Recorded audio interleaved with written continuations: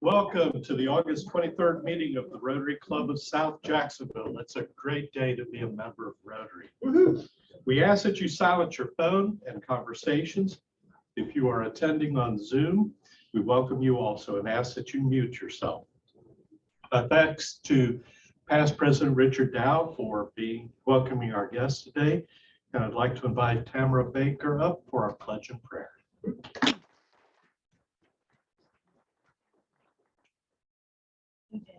Oh, okay. Behind you. There's the flag. I pledge allegiance To the flag of the United States of America and to the republic for which it stands, one nation, under God, indivisible, with liberty and justice for all. Dear Lord, thank you for this day. Bless this food to the nourishment of our bodies. Help us to enjoy our lunch here with our fellow Rotarians, make contacts as you would see fit, have great conversations that you want us to have, and be an encouragement and blessing to others. Amen. Amen. Thank you, Tamara. I'll now call upon Mitch Gainey to introduce our guests and visiting Rotarians as soon as he puts his plate down.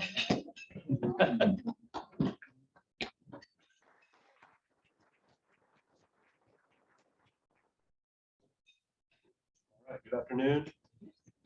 Looks like we have Robert Harris as a guest for us. I do. I ride at 18 years, and active Rotarian, and vicious family law lawyer, and the mother of two beautiful little boys, 16 and 18, Kyle and Farrah Harris.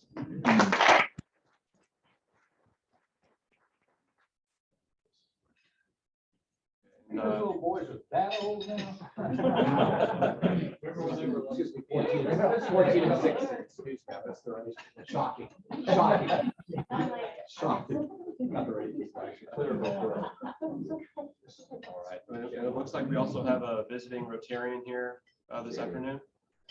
Come on, Jerry. I'm Jerry Kelly. I'm AG2 for Area 6 Foundation. Fair I'm enough. just visiting with the foundation. Thank you very much. How are you on singing? I think we've got a trio. Okay. All right. Okay. Well, we gotta get, and we gotta be in front so the camera can see us. Oh, yeah. I mean, here, I'll, No way, dude. No way, you're in the middle here. All right. We here. We here in Rotary welcome you today.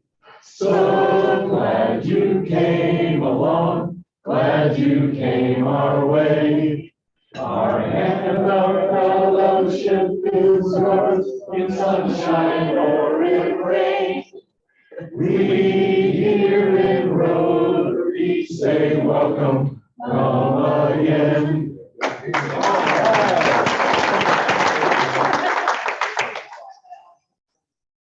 At the very end of the day, when the summer's over, and it's exactly. I like that.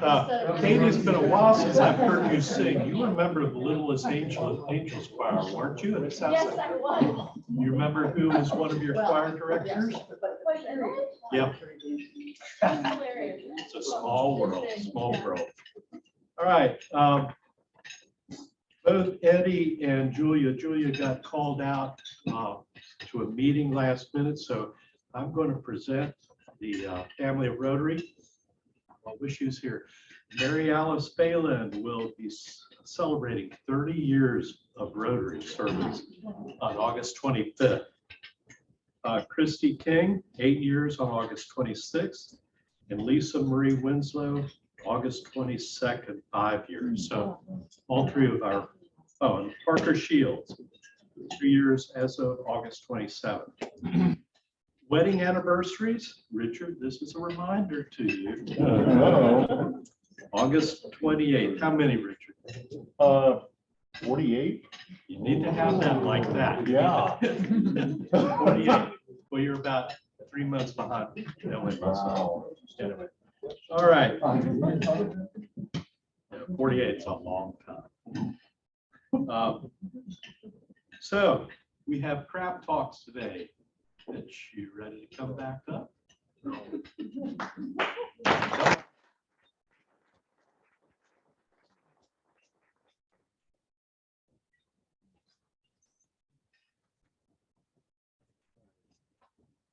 As part of the hazing process. It is.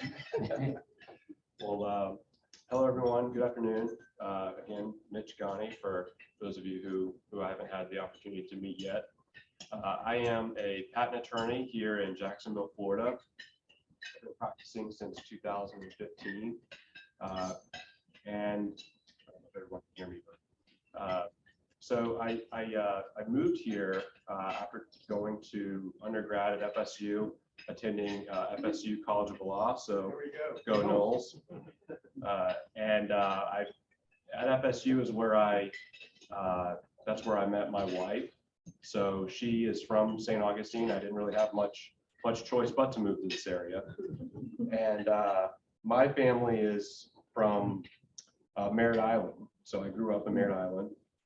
It's a small area just south or in the Space Coast. So if you're driving from Orlando and hit the beach in Cocoa Beach, you'll drive past Merritt Island, you won't even know it. But that's where I went to high school, at Merritt Island High.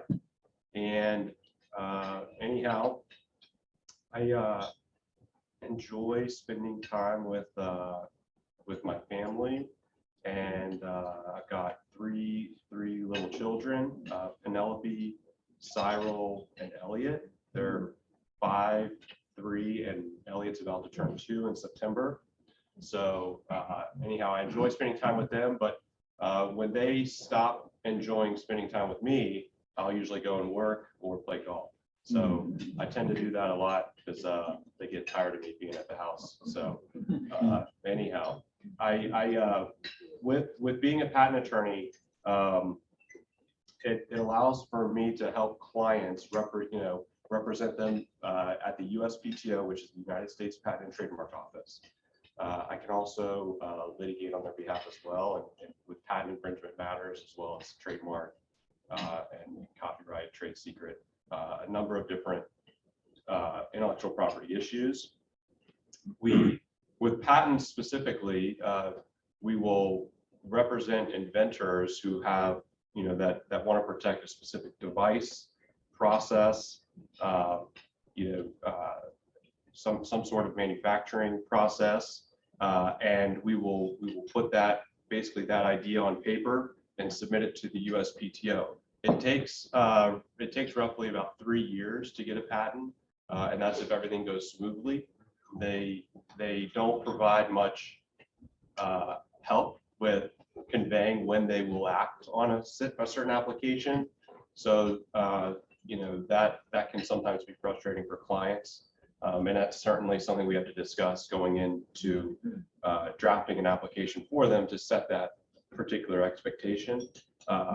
But we will usually meet with a client because they often don't know, what they need. They don't know the difference between a patent, a trademark, a copyright, a trade secret. They just know they have something that's a good idea, that's of commercial value, and that they want to protect it. So we will usually go and meet with them either at their office, at their manufacturing plant. We will usually go to them. So that way we can see the device where it is, how they're using it. We get a chance to meet the client and interact with their team, and get a good holistic understanding of what they're trying to do. We will then make recommendations after we performed what I would consider an intellectual property evaluation. So we would essentially take their idea and cut it up into different pieces, if you will, and put it into different buckets. So we'll say, okay, this part of your idea is related to a patent, or this part of your idea is protectable with a trademark or a copyright, or this may just be a trade secret that you want to hold on to and not tell anybody. So depending on however we classify that element of the idea, that will dictate how exactly we go forward with what application we file, with the costs, how long it takes. Maybe, there's different strategies that are used for protecting each of those different types of intellectual property. So a lot of it is important that, it's really important that we get in before the idea is launched, because sometimes if a client produces that product, they can, in urgency to just beat their competitors to market, they can sometimes shoot themselves in the foot and lose rights. So we often try to get in early and give them that advice, and then depending on which strategy is best for them and their budget, we implement and execute the plan. So I don't handle too many copyrights. I usually send that to Crystal, but we primarily, I will primarily deal with patents and trademark prosecution.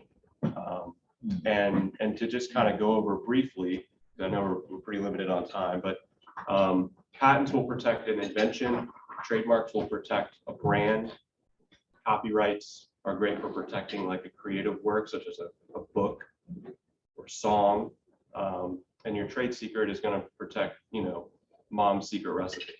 So those are really the four primary forms of intellectual property, and that's kind of how we look at them when we're deciding, how are we going to classify this. They often too, by the way, can an idea can fall under more than one form of intellectual property. Like the Coke bottle could be protected as a trade dress, which is essentially a trademark, but it's also protectable as a design patent. So sometimes it's advantageous to classify it as more than one. But it'll all just depend on what the client's interested in, and that's how we, and what their budget is, and then we'll go from there so they can get the most bang for their buck with the intellectual property that we try to get for them. So, but yeah, that's about what I do on a day-to-day. So Can I ask I promise a quick question? sure. Copyright the song? Yeah. Right. I noticed in recent years, Rotary has gotten real tight on branding and copyrights and so on. And the interesting thing to me is how many times Rotary clubs inadvertently go against what they can do and what they can do and what they can't do.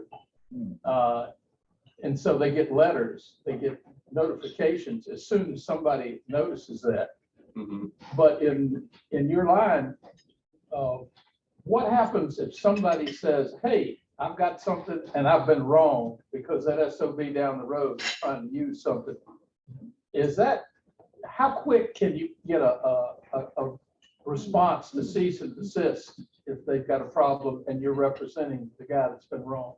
That was your quick question. That is. This is a real life scenario that you just trying to get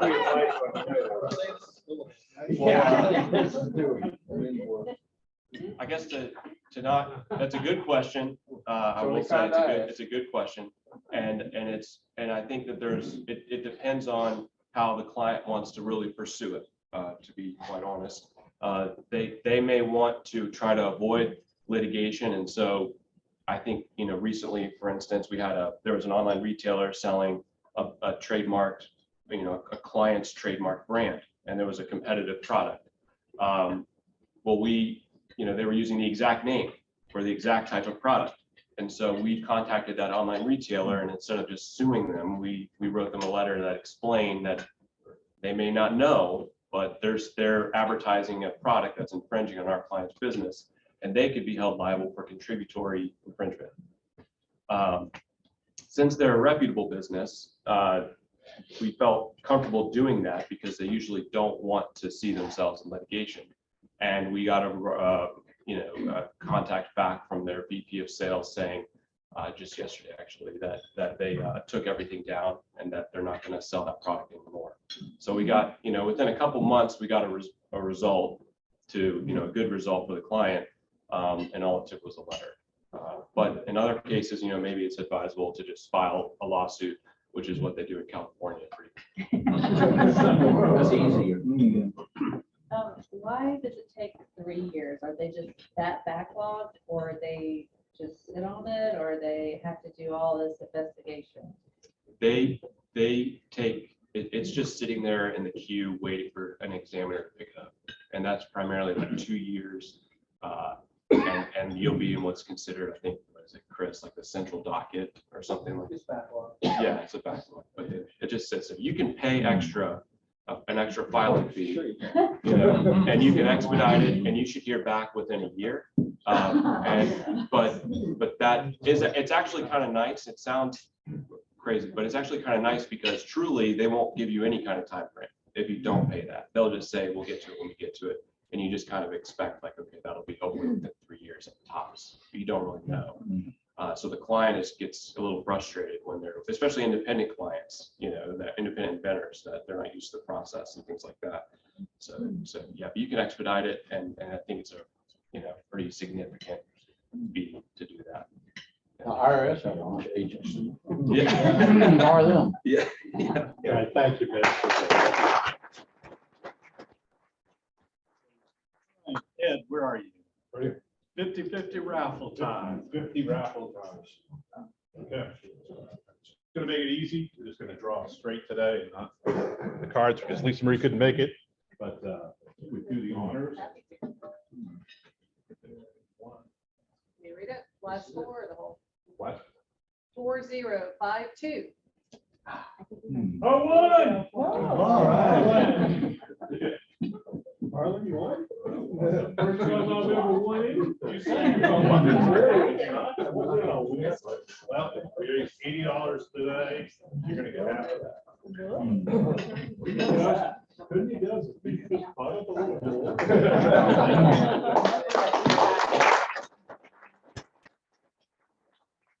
I'm going to give you a chance to lose that money on Sunday. With that, let me recognize past President Harlan Bost for Paul Harris. Oh, my. All right.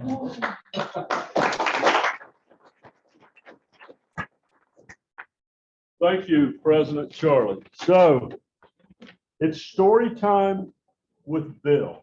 Once again, our very own Bill Trayer. How many of you were here the last 2 weeks?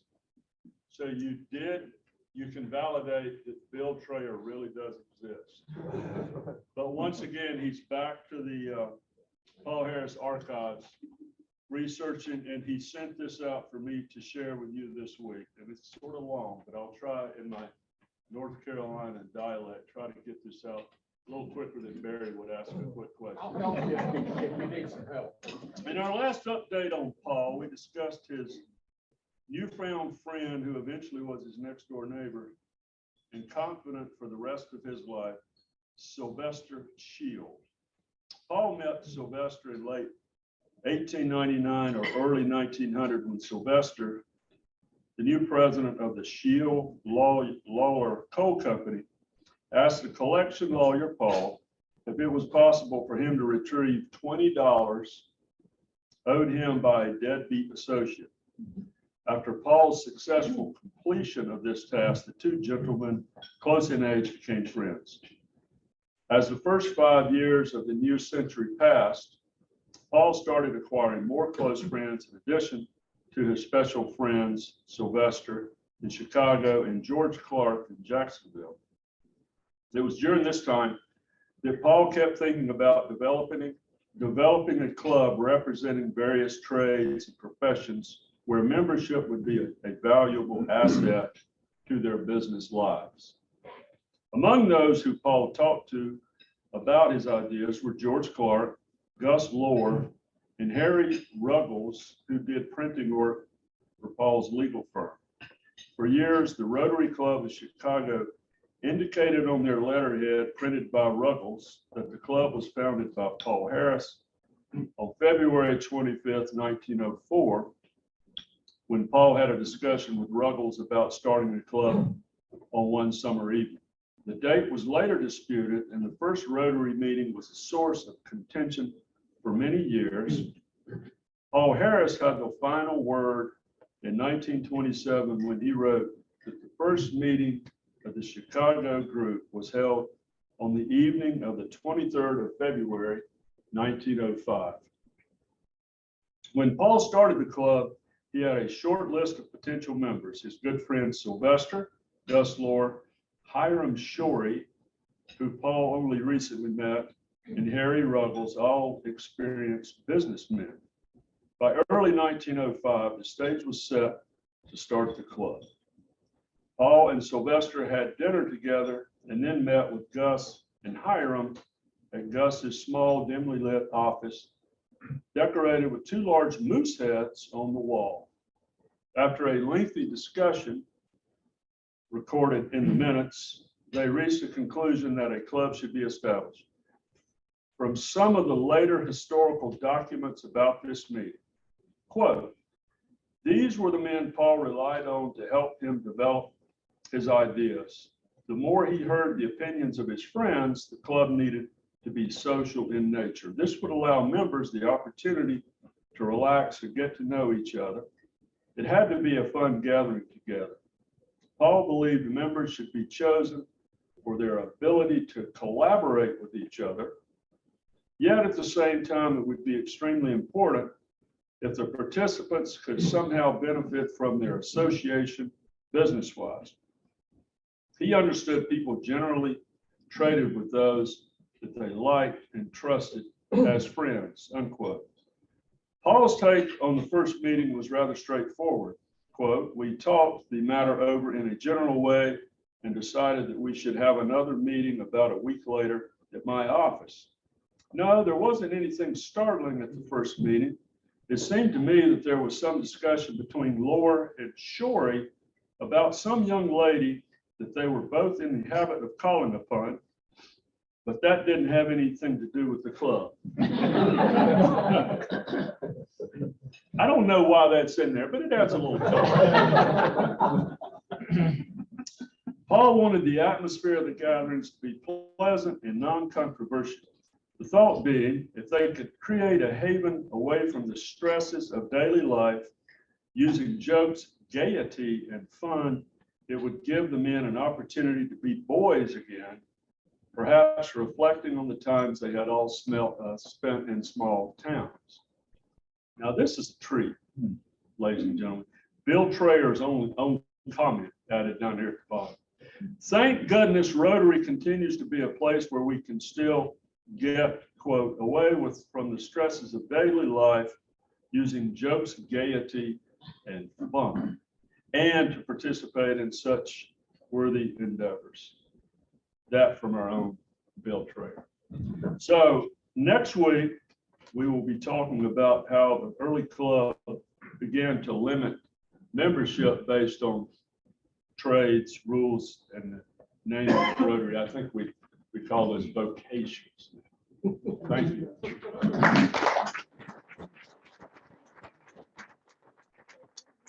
Thank you, Harlan. Now I'd like to recognize Crystal to introduce our speaker.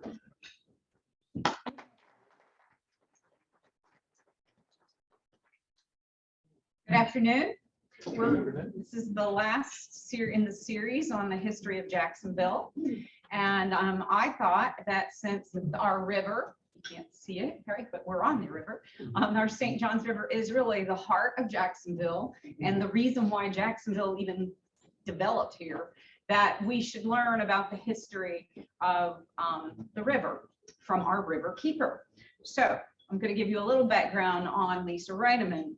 Her responsibilities include holding regulatory agencies and those polluting the river accountable, identifying and advocating for solutions that will protect and restore the river, working with government entities, businesses, community leaders, and citizens to resolve problems that impact the river's health, and communicating with the media and the public to educate and raise awareness about important related river issues. Not an easy job, but her background that led her to be able to handle this job. She is a former senior staff member for Jacksonville mayors John Delaney and John Payton. She also has extensive experience building consensus around issues and helped implement numerous environmental initiatives and river-friendly policies. She was instrumental in the creation of Waterkeepers Florida. It's a formal collaboration of 15 Waterkeeper Alliance programs united across the state. And she's also one of the founding members of the Lackawanna River. Why I messed that up, I don't know. Working to reunite Silver Springs, the Ocklawaha, and the St. Johns River as the Great Florida Riverway. So please welcome Lisa Rinaman. Thank you.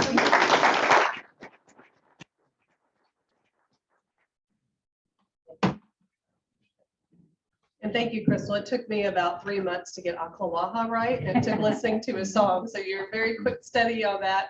And thank you all for this opportunity to talk about my favorite river, the St. Johns River, and share a little bit about its history, as well as what we can learn from its history to do the river right today, and talk about how you can help us restore and protect the St. Johns River. I'm celebrating 10 years as your St. Johns River keeper, and it's been an honor, and every day is exciting and every day is different because it's such a diverse and interesting river. Our watershed is one of the largest ecosystems in the state of Florida, next to the Everglades. It actually covers 16% of the state of Florida. It's 8,800 square miles. In fact, the river begins way down there in Indian River County, where the star is, and flows north 310 miles. The little smiley face is Disney World. Part of the Disney World footprint is in the St. Johns River watershed. So if you've ever driven from here to Disney World, you've been in the St. Johns River watershed the entire time. Since the river flows north, it's critical that we work with all of our river lovers throughout the watershed to make sure that they're doing what they can to protect water quality, because it impacts the river right out here today. And so it's one big system. So we have to work to protect our tributaries as well as the springs. One of the most interesting things about the St. Johns River is that it is one of the laziest rivers in the southeast. And that's because it only drops in elevation 27 feet over its 310 mile journey. And so when bad things go into the river, they stick around, and it also makes us more vulnerable to sea level rise because it's so flat. But the river begins in the Fort Drum Marsh area. This is a photograph of that marsh in just west of Vero Beach in Indian River County. And it's one of the most pristine cypress swamps that still remain on the river. And you can almost see the tannins staining the river, that beautiful iced tea brown that makes it a black water river. And so that's the natural color. A lot of folks move to Jacksonville and they think, oh, it's dirty, it's brown, but it's supposed to look like iced tea. That's from the natural staining from the cypress trees and other tannins. But it's also a big spring-fed river. There's more than 100 freshwater springs that provide critical fresh water to the St. Johns River system. So our river is only as healthy as its springs. So we do a lot of springs work. It's also known as the River of Lakes. We were out this morning right outside on the San Marco area. If you've been out there, it's about 3 miles across. This is a photograph of Lake George. It's the second largest lake in the state of Florida. It's about 12 miles across. But the river, since it's so flat, when the river can spread out and form a lake, it does so. In fact, one of the best books you can read about the St. Johns is called River of Lakes by adventurer Bill Belleville, that traveled the entire 310 miles. But over the years, we have done things that manipulate the system and have changed the way that our river interacts with land. We have an ongoing debate with Jacksport about, we believe that Jacksonville's here because of the river. Jacksport believes it's here because of the port. We're both right. I mean, we wouldn't have the port without our river. And so our economy depends on Jacksport as well as a healthy river. When we started working on the dredging of the St. Johns, it's not an issue about whether you support Jacksport or not. It's more about how do we offset the impacts of the dredging to make sure that our river is going to be healthy, as well as protect the communities that depend on them. And so going back and looking at the history of the river, it informs us why this conversation is so important. And even though the dredging has already taken place, we're continuing to offset the impacts. This is a photograph of the same area. So go back to this. This is what the river looks like today. And the river was dredged down to 48 feet in that red area just on the east side of the Dames Point Bridge. This is what it looked like historically. And what the river used to have, it had sandbars underneath the water. It had all of these oxbows or curves that we have gradually taken out and straightened. But what these sandbars and these curves, those were nature's way of monitoring how much salt water got into the estuary. It's what protected our community from major hurricanes. And so it's not about whether or not to dredge, it's like, how do we fortify our river and our community as you lose these type of natural protections? Historically, the river in this section was an average of 12 feet. Now it's gone down to 48 feet. And so when you go deeper and straighten and take out these sandbars, all of a sudden our community gets more vulnerable to the Atlantic Ocean. In fact, the tide range from the Atlantic Ocean has doubled since we started dredging the river over the last 100 years. And so every time we go deeper, it makes us a little more vulnerable. This past dredging that just was completed, the Army Corps studies modeled that the river would increase 6 to 8 inches in some parts of Jacksonville. And if you were in Hurricane Irma and the water was about 3 inches or 6 to 8 inches, you know, inches really matter. The debate was not whether this is going to hurt the river. It was more about, is it significant or insignificant? And we believe 6 to 8 inches is pretty significant. And that's why we're continuing to advocate for things to offset the impact of the dredging, and actually working with Jacksport to do some things to make their facility more sustainable as well. But when you have the more water coming in, not only does that make us more vulnerable to flooding like what we saw in Hurricane Irma, it also brings in more salt water. And so as you get more salt water coming further upstream, you lose more of the submerged grasses. What we're seeing every single day, there's about 15 billion gallons of salt water trying to come in on the tide. And when you take out all those natural protections, that force comes further inland, and that does damage to submerged grasses and wetlands. And these grasses and wetlands, not only are they important filters, they provide water quality filtration, they also provide flood protection. And so we're getting higher waters and we're losing these natural features that are sponges. And so it's real important we try to figure out a way to get these grasses back in our community. It's also critical habitat. Our blue crab fishery depends on these grasses for habitat. If you like to bass fish, if you like to redfish, you want these grasses. They're important habitat for all of the different fisheries. And right now, by the way, the shrimp are running. So if you have a cast net, luckily the shrimp season looks like it's going to be really good this year, but it's because they depend on grasses to hide when they're juveniles. So they get large enough that we can pull them in and have a great tasty dinner. But when you have these grasses are disappearing, that's when we start getting more events like the blue-green algae. Does anyone remember the green monster from 2005? In 2005 is when I really woke up to the fact we have to do something to protect our river. We can't take it for granted, and focusing on making sure that we're doing what we can to prevent blooms like this. In fact, we did, I'm thinking about the first speaker, we received a cease and desist letter from the Boston Red Sox to quit using the name the Red Monster. So we can't use, or the Green Monster, we can't use it in writing anymore. But it really got people's attention because these algae blooms, not only are they an eyesore, they smell bad, they can also be very toxic. This was one in Doctor's Lake a couple of years ago, and there were kids tubing behind their parents' boat in this highly toxic outbreak. And so we realized not only do we need to do what we can to protect the river, we need to sound the alarm about how toxic these things could be, but those grasses are the kidneys of the river. So we're going to have more outbreaks like this if we don't do something to get the grasses back. And it makes our river more vulnerable to all the different things we put on our yard, from urban fertilizers, animal waste, failing septic tanks. We were talking about septic tanks earlier. All of these things, as they get into our waterways, they contribute to things that fuel the green monster that make our waterways not usable. And our storm drains are also an issue we're having with flooding. When most of the storm drains were put in, especially in the historic neighborhoods, they weren't designed to accommodate rising waters. And we're continuing to see increased water levels where our storm drains are backing up into our streets. And so we need to figure out a way to offset that, because it's more stuff's getting into our yards and flooding back into the river. It just adds more to the pollution equation. We have more than 2 million septic tanks in the state of Florida. We're slowly getting those off, but they've historically not only polluted our river, but our groundwater into those springs that we have. And then, of course, a lot of agricultural land. And just south of here, the Tri-County Ag area has several thousands of acres of farmland that's adding to the nutrient pollution footprint that we need to work together to make sure we're offsetting so we can use our river and make sure it's safe for our family and friends. And that's where we come in. Our mission is to defend and to restore the St. Johns River, but to do that, we have to protect our tributaries as well as the springs.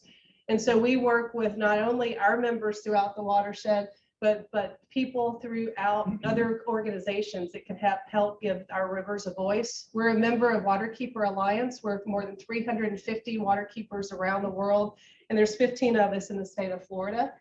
And we do our work not only in investigating issues, but also working on outreach and working with education. That we just spent the morning with the Furick Foundation, they've taken us on as part of their fundraising efforts for their golf tournament to make sure we get more kids out on the river. So not only do they understand what a great community we in, they have a sense of place and a sense of community by engaging in this great river that runs to the heart of our city.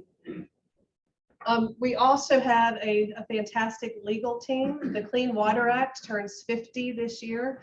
And we are fortunate that the Clean Water Act has helped the St. Johns in many different ways. Before we were around, you may have remembered that famous photograph of Hans Tansler actually water skiing in the river. And that was thanks to the Clean Water Act. Before that time, the river, there was so much sewage going into the river. There was 15 million gallons of raw sewage going into the river just north of the stadium. And all that was sloshing back in on the tide. And fortunately, when the Clean Water Act was passed, that gave the community resources and the ability to help close down that plant, make improvements, and make our river a much safer place to be. We have had two major Clean Water Act wins, with focusing one on reducing nitrogen, which is one of the two nutrients that produce these blue-green algae blooms, as well as to get the state to enforce nutrient numeric criteria to protect all waterways by actually creating a limit as opposed to just guidance on trying not to do too much.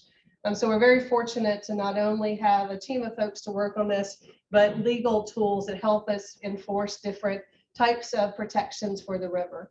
But to do the work, it's all about community and coalitions. And so we work with lots of coalitions, everything from Riverfronts Parks Now, advocating for getting more riverfront and green space. It's wonderful and provides to our quality of life in normal conditions, but protects our homes and businesses and rivers during storm conditions, to the Free the Ocklawaha Coalition I'll talk about in a minute, as well as our Waterkeepers Florida, where we work on policies in Tallahassee, because most of the things that impact our river impacts waterways throughout the state. One of the biggest issues that we're fighting right now is the land disposal of sewage sludge. That's the oozy byproduct of wastewater treatment facility. When we send our sewage to a plant, they have to remove all the solids, and they have to dispose of those solids somewhere. And they banned this practice of disposing it on farmland in South Florida in 2007. And now there's South Florida shipping nearly 50,000 tons of sewage sludge from South Florida to the headwaters of the St. Johns. Unfortunately, we've reduced it a bit. It was 70,000 when we first discovered this, but it's still there. We're getting forced to deal with waste from South Florida, which we think is inequitable as well as not sustainable. So we're continuing this effort with our headwaters team members. And then we just joined a coalition called Renew Jax. Renew Jax is a group that's working to encourage our community to commit to renewable energy, 30% renewable energy by 2030, as an effort to get towards a 100% renewable by 2050. But the most important thing that I want to spend a little bit of time here wrapping up that we can do is reuniting Silver Springs, the Ocklawaha, and the St. Johns River. Silver Springs is the largest freshwater spring that it provides water to the St. Johns via the Ocklawaha River.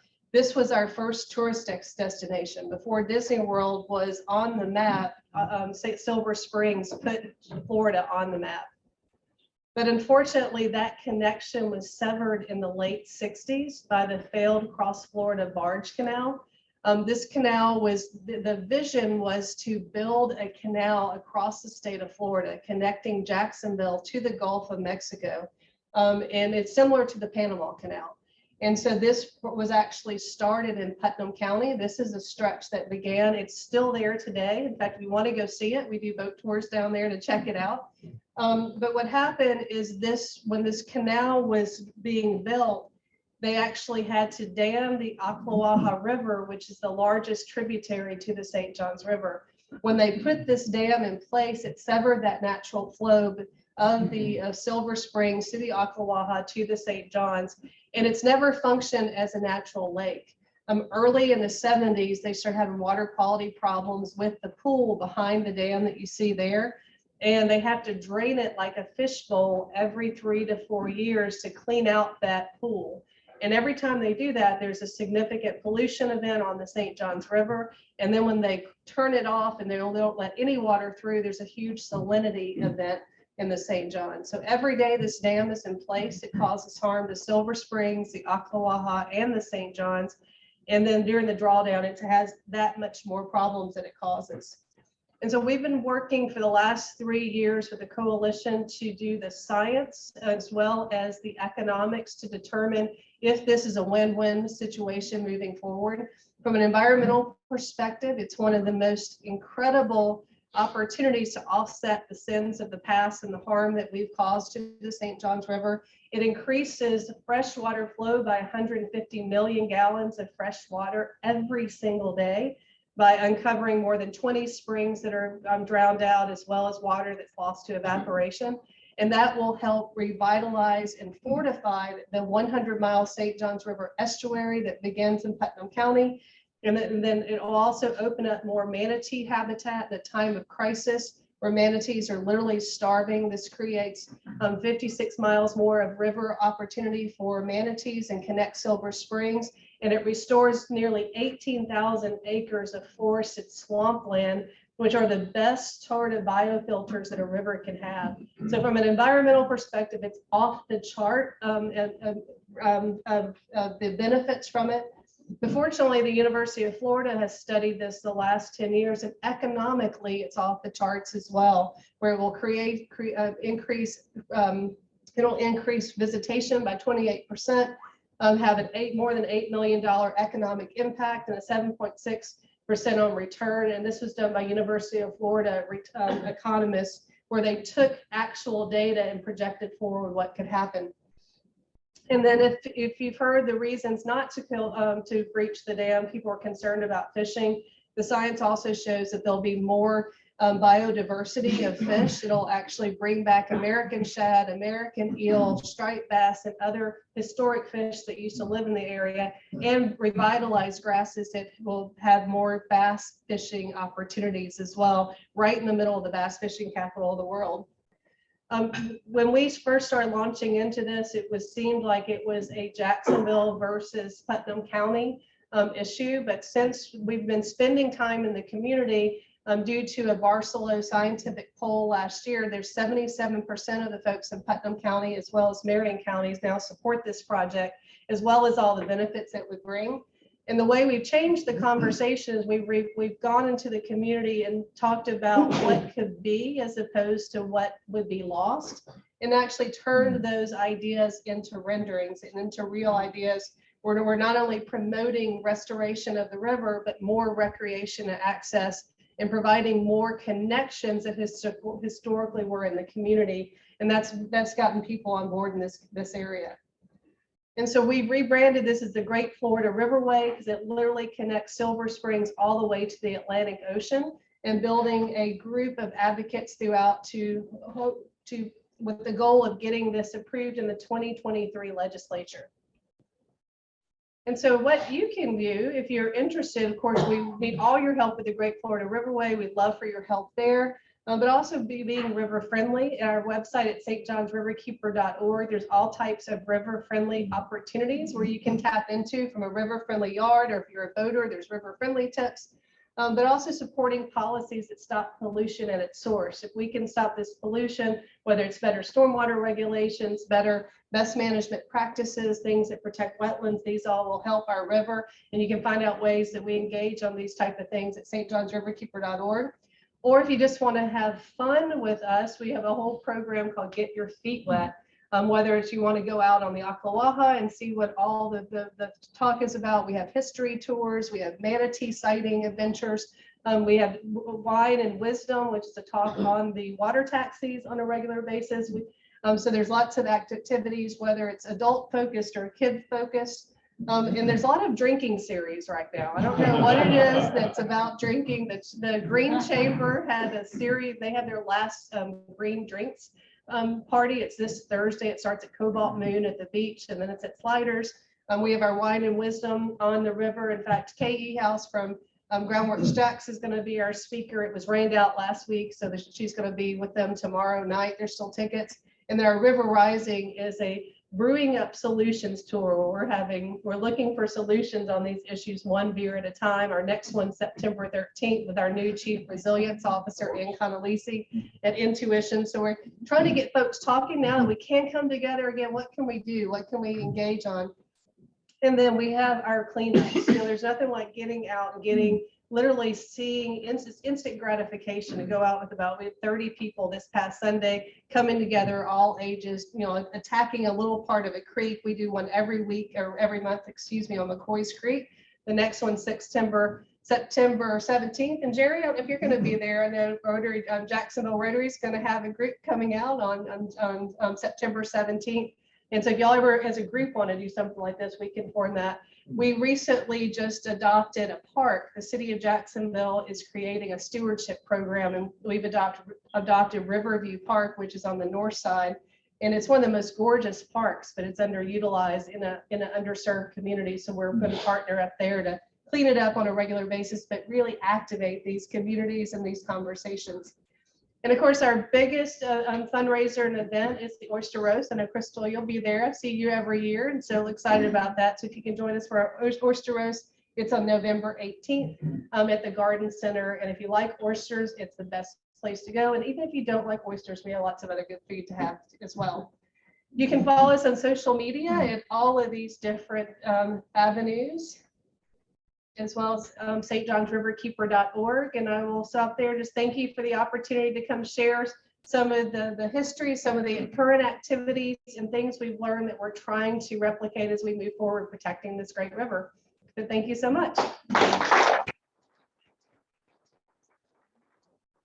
So you talked about the upside to it connected. What are some of the downsides? The dams, the pool behind the dam became a bass fishing destination. And so there's a local bass fishing community that they've grown up fishing on there, and they are protecting it. There's a significant amount of these guys that have grown up fishing on it. And if I grew up fishing on it with my granddad, I totally understand the connection. But the problem is since it doesn't function like a natural lake, every time you drain it, it hurts all the other waterways there. And then when you fill it back up, it causes the same problem. That's the only. That's the only, and I know everyone, but it's in addition to that, Putnam County is one of the poorest counties in the state. And so they've used that as, well, Jacksonville just wants this so their river's better so they can dredge. They kind of use that the us versus them. So we've been spending the last 3 years to change that dynamic where it's not us versus them, it's about the whole river. There's 50 miles of the St. John's that flows on Putnam County's border. And so now that we're engaging more locally, where it's not just Jacksonville, it's Putnam County, it's Marion County, that's changing the conversation. In the poll, there was like 1% that's definitely no, they're for the dam, but it's 1%. It's a very vocal, politically connected 1%. So we've been working even with there's a Save Rodman group. So if you want to really see the conversation, you can see their Facebook page. But we've been working with Save Rodman to look at ways that they can benefit. And what's really changed the conversation beyond our coalition work is that after Hurricane Irma came through, it wiped out the submerged grasses in the St. John's from Lake George north. And if you don't have grass, you don't have bass. And so all of a sudden, these guys realize this is a chance to get the grass back in the St. John's River. And that's really what's shifted. But there's still some people that are, dug in. And so it's we're not there yet. It's going to take more work before the 2023 session. You mentioned the 6 to 8 inch difference Yes. So my house backs up on a creek right near the river. Does that mean 100 years ago, we had more water at high tide or less water at high tide? You will have more water at high tide. And that specific 6-inch comment, that's from the Army Corps models regarding the dredging. And that measurement's really at the mouth of the Trout River. So what's going to get the brunt of the impact on the dredging is the Trout River or the Rivault River. So it's probably a little bit less. It's probably like 4 to 5 inches in the downtown and south of downtown area that you should see. So it's making the extremes more extreme. And so that's when you see the next flood, it'll be a little bit higher depending on those conditions, but those are the averages are that much higher. Okay. Yes, sir. Have you ever been invited to, or have you spoken to the Rotary clubs in Palatka? I have been to them, but I've not been invited to speak yet. I'm making my way down. I've been spending some time in Clay County, and I did speak in Willatka. In Willatka, it wasn't a Rotary club, it was a civic club. And we're actually bringing on a Putnam County coordinator to help us try to get into some of the clubs. But we had one invitation, and then it didn't come to fruition. But that was earlier when this was a little more contentious, so we're hoping we get closer to that. So if you have any connections, I'd love to. I would love to be able to speak. And there's a new brewery in Palatka called Azalea City. That's a wonderful spot. We've actually taken boards and drawing, and all of the renderings we're using, they came out of those conversations in Putnam. But if you have some insight for us, I have a card. I'd love to connect. As a quick follow-up. Yes, sir. I just read recently that Johnny Morris, and you know who Johnny Morris is. They've acquired, what is it, 5,600 acres Yes. down in the Willatka, Satsuma area. Have you got any idea of what they're planning to do? So Johnny Morris is the owner of Bass Pro Shops, and he has had a home. They are a fishing destination there for about 34 years, but it's very small. He's bought about 5,600 acres. We don't know what he's going to do. I've been told by the mayor of Willatka that he's investing $200 million in a fishing destination resort like he has in Missouri. I've been told he's going to do fishing tournaments out of the area. We've met with his vice president of conservation and shared all of our science and all of our information with him. And we had 30 minutes and we ended up staying with him 90 minutes. So we haven't been able to get any insight on exactly what they're doing or a commitment for their support.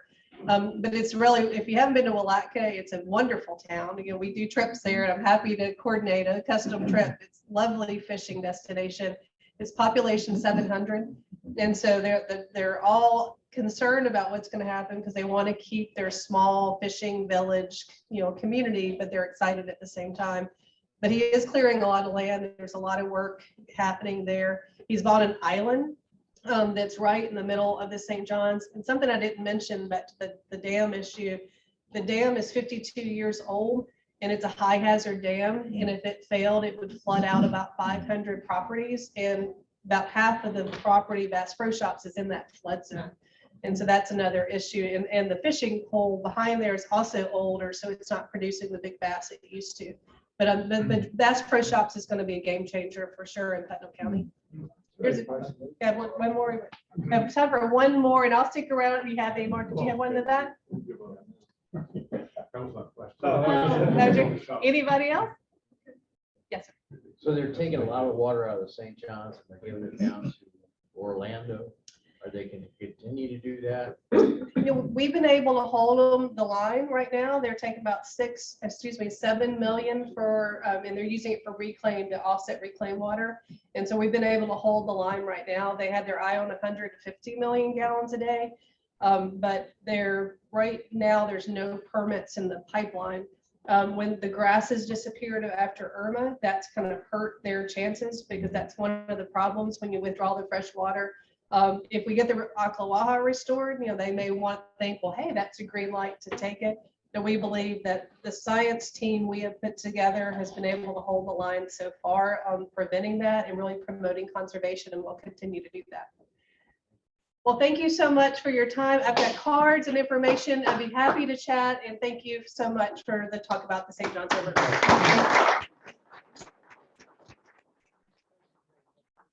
small token of our appreciation. It's a four-way test. You're going to hear about it. Very good. All right, thank you very much. All right, just a reminder, next week, our speaker will be Julia Kalinsky to talk about the situation in Ukraine. As you all are aware, Julia's talked with a number of Rotary clubs around. It's a fascinating talk, and I'm looking forward to it. She was actually, I think, at the Vibrant Club seminar. It was very well received this past weekend. As we end our meeting, please join me in the four-way test of the things we think, say, or do. 1, Is it true? 2, Is it fair to all concerned? 3, Will it build goodwill and better friendships? 4, Will it be beneficial to all concerned?